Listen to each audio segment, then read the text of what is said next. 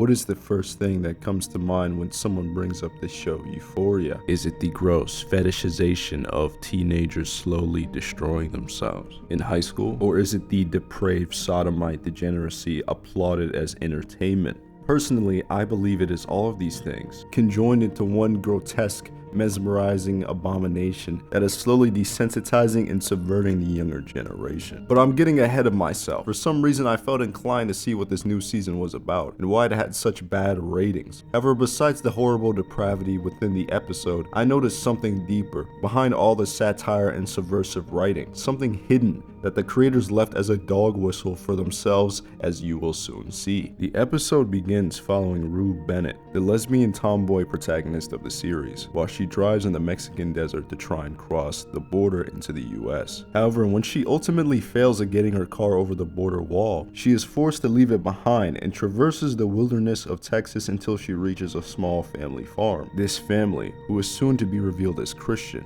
graciously helps Rue recuperate after a long journey. The family then gives Rue a heartfelt goodbye as she leaves their home for a bus bound to California. Rue then returns to Lori, her abusive drug dealer who adds the car that she left at the border as an extension to her ongoing debt. For context, in the previous season, Rue lost a briefcase full of Lori's drugs she was supposed to sell for her. And according to Rue, a few years pass and she loses contact with Lori and also continues on with her life, forgetting the debt that she owed her. This is a problem because Lori later comes to collect what was owed, and since Rue doesn't have the money, she becomes basically enslaved and has to work as a drug mule to pay off her debt. This predicament showcases the consequences of drug addiction through Rue's character, as the real reason she even made that deal with Lori was for her to satisfy her fix, landing her to be used as a debt slave as we see now. And her job is to smuggle coke balloons through the border because she's an American citizen. And they do this nasty ass montage of her swallowing the coke balls. I'll spare your eyes, your soul from seeing this, but it's disgusting. And apparently Sam Levinson wanted it to be as disgusting as possible to give us the worst experience. What a great guy. Moving on, the rest of the episode actually goes on to talk about the concept of God, and Rue, after spending time with that Christian family in Texas at the beginning of the episode,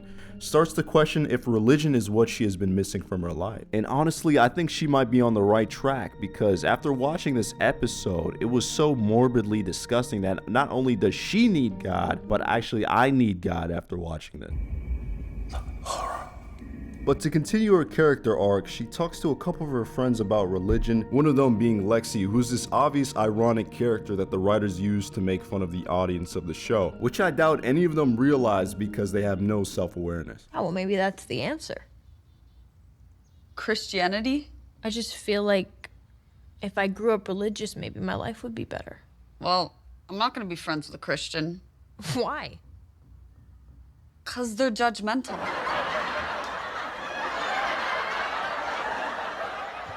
Haha, guys, do you get it? She thinks Christians are judgmental while simultaneously being judgmental herself. Haha, so funny. And because Lexi works in Hollywood, Sam also criticizes the modern leftist Hollywood culture of wokeism. But that doesn't really make any sense because the show already is woke. I mean, the main character is a lesbian tomboy who had a relationship with a transgender in the previous season. So is Sam making fun of Hollywood wokeism, or is he making fun of himself? Or is he alluding to the fact that the show is a coordinated subversive effort to demoralize society through entertainment? I don't know, you decide. But to continue Rue's story, she talks to this religious guy who encourages her to believe. And here's where I noticed a subtle point of propaganda in their conversation. Specifically, Ali claiming that the Bible never condemns same-sex relations for women. They didn't want men fucking men, all right? Okay. They didn't say nothing about women.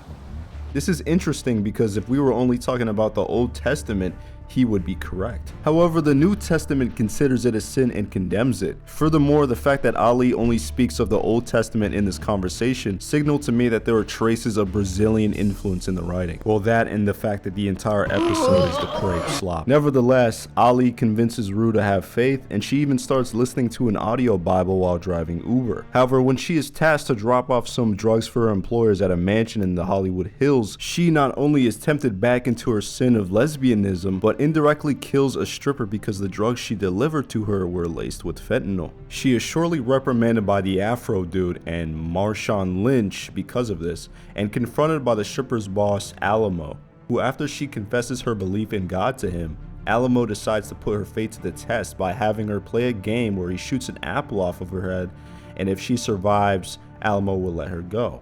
This is where I realized that the entire episode has been an allegory about Jewish plight in the book of Exodus up until this point.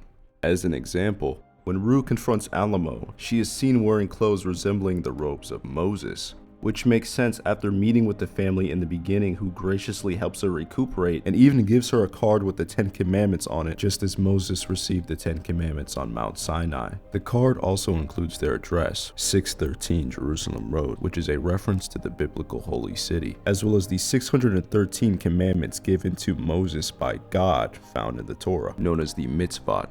Not to mention that Lori actually represents Rome, because Lori, derived from the Latin word laurus, meaning laurel tree, is associated with the laurel wreaths worn by Roman emperors and generals after a complete military victory or triumph. From this, we can surmise that Lori represents the historical Roman domination and persecution of the Jewish people, as Rue being victimized and forced to work to pay off her debt to Lori reflects how Catholic nations would impose heavy taxes and financial burdens on Jews, forcing them into money lending and banking to meet these demands. This is why we see Rue working at a smoke shop after she loses contact with Lori. The shop is a metaphor for usury, as the Jews have no other choice than to take advantage of such a destructive method to make ends meet. However, it is never enough. This is ultimately reinforced when Lori shows up, demanding her reimbursement to a Rue that cannot possibly ever pay her back. Not to mention that Lori and her gang are all white, and now you can see the obvious parallel.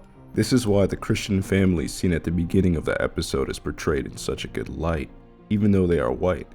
These are the Christians that did not persecute but tolerated the Jews historically, and is the reason why Rue is treated with such hospitality, especially in spite of the fact that she's a racial outsider. If you are a good goyim and you tolerate and respect the Jews even though that they see you as cattle and not human, then you will be accepted into society and looked at in reverence as being on the good side of history. But if you don't, you'll be seen as the epitome of evil, someone who victimizes, manipulates, and abuses them, just like Lori. This dynamic was always painfully apparent in the show, even in the first season.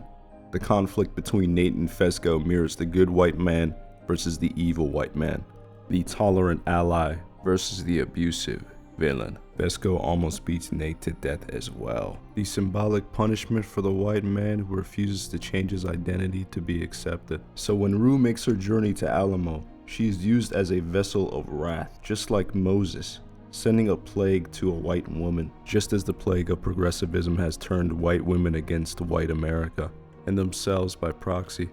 This is further exemplified by Sydney Sweeney's character, who sells herself on OnlyFans. This is very interesting when you take into account that OnlyFans was founded, and up until recently, owned by a Jewish man. Furthermore, the reason Rue says she is innocent is because technically she didn't kill the stripper, but Lori did because she's the one who sent her. This is called karmic retribution, because they believe that they are innocent. Even though they supplied us the drugs, even though they have destroyed many in the process, it is still not their fault because we were the ones who accepted it and let it happen. This is why when Alamo puts her life on the line as a test of faith, she ultimately survives. And why Rue has an apple over her head. The apple represents sin and death, such as the biblical story of Eden.